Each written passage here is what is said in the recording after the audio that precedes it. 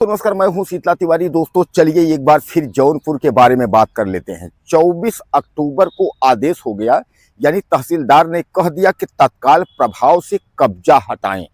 यानी तत्काल प्रभाव से जो है बेदखली की जो कार्यवाही है वो होनी चाहिए। लेकिन मैं आपको बता दूं कि 24 से 4 दिन हो गए, 28 तारीख हो गए, अभी तक बुलडोजर नहीं चला।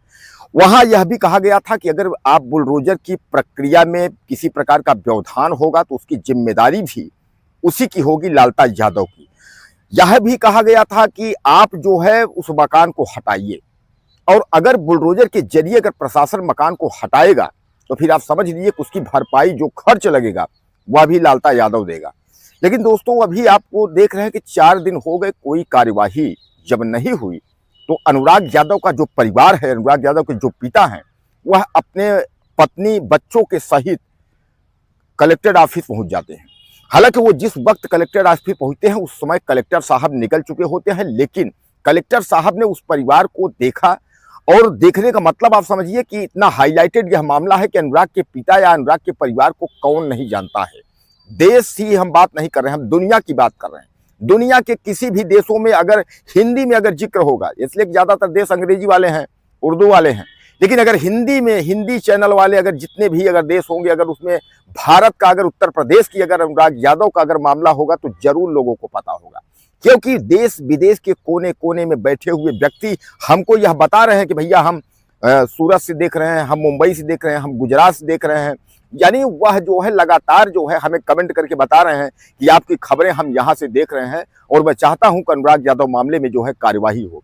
लेकिन अभी तक कोई कार्यवाही नहीं हो रही, इसलिए अनुराग यादव के चाहने वाले जो है वह निराश हैं। तो जब डीएम साहब अनुराग के परिवार को देखते हैं, वह वापस लौट कर आते हैं, और वापस लौट कर आते हैं उसके बाद जो है हाल चाल पूछते हैं। हाल चाल जब पूछते हैं तो यह लोग कहते हैं कि भैया साहब इसमें कार्यवाही क्यों नहीं हो रही है, जबकि इसमें तो आदेश हो गया है तहसीलदार कोर्ट से। 1 साल के बाद आदेश किसी तरह से हुआ है तो इसमें कार्रवाई कब होगी।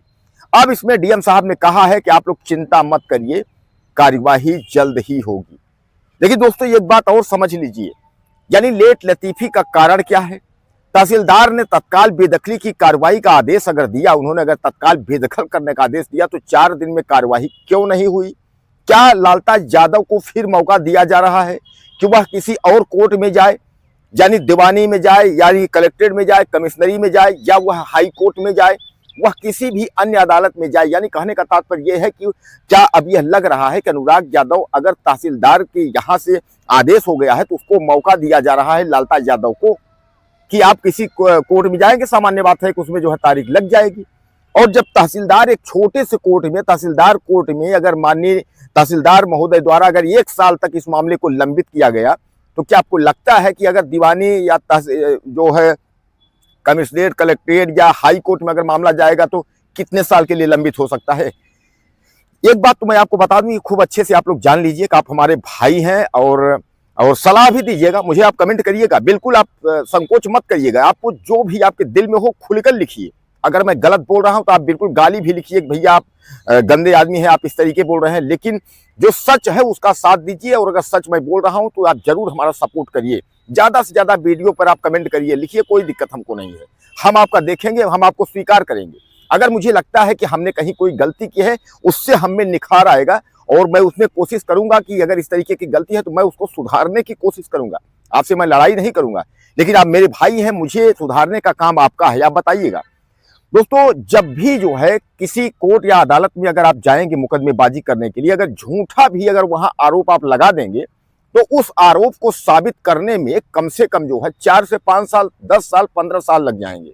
आपको याद होगा, ये कहानी आपको याद होगा।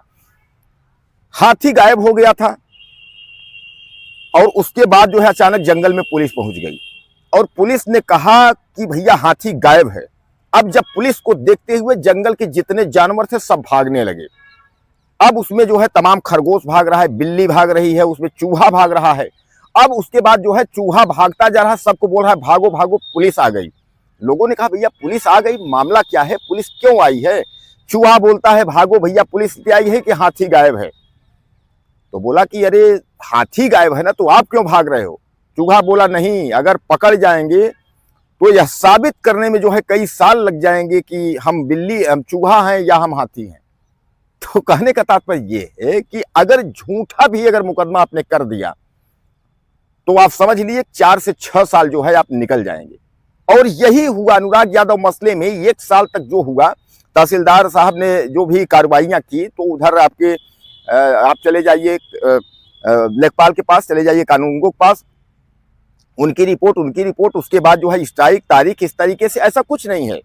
अगर महोदय चाहते या सरकार चाहती इस तरीके का अगर कार्यवाही अगर इस तरीके का होना होता तो मुश्किल से 4 तारीख, 1-2 तारीख में रिपोर्ट लगती है, उसके बाद जो है डायरेक्ट आदेश हो जाता।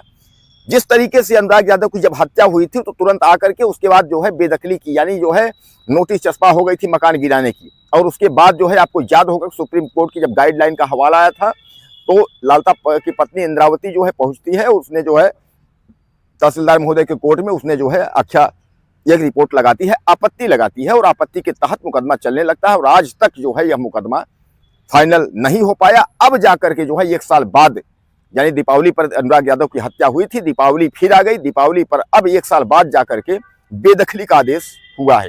लेकिन फिर भी बेदखली का आदेश हुआ है, जब तक मकान गिर न जाए तब तक आप जो है इसको स्पष्ट न मान लीजिए कि बुलडोजर चल गया, क्योंकि 4 दिन हो गए और हत्यारा परिवार जो लालता यादव है वह जो है गिड़गिड़ा रहा है, वह भाग रहा है चारों तरफ, वह कुछ न कुछ ऑप्शन लेकर के आएगा, क्योंकि उसका बेटा दरोगा राजेश भी पता है कि अब इसके बाद हम भी फंसेंगे, हमारी नौकरी फंसेगी, सब कुछ। वह घर बचाने के लिए वह लोग पूरा प्रयास करेंगे।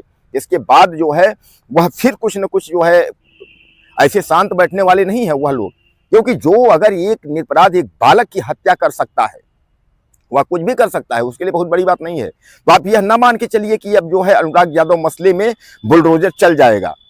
बुलडोजर जिस दिन चल जाएगा उस दिन जो है हमें और आपको, यानी समस्त मीडिया भाइयों को, समस्त प्रशासनिक लोगों को, समस्त अनुराग के चाहने वालों को यह तसल्ली हो जाएगी कि बुलडोजर चल गया, और काफी खुशी होगी कि बुलडोजर चल गया। यानी कहने का तात्पर्य यह है कि अब जो है आपको सपोर्ट करना है, साथ देना है। अगर 1 साल में जो है अगर इतना बड़ा आदेश आ सकता है तो अनुराग यादव का परिवार जो है साथ में है। वह कह रहा है कि देर आए दुरुस्त आए, हो सकता है कि देर हुआ, लेकिन शायद न्यायपालिका पे अभी भी भरोसा है। भरोसा परिवार का टूटा नहीं है और भरोसा टूटना भी नहीं चाहिए। हम सबका किसी का भरोसा नहीं टूटा है।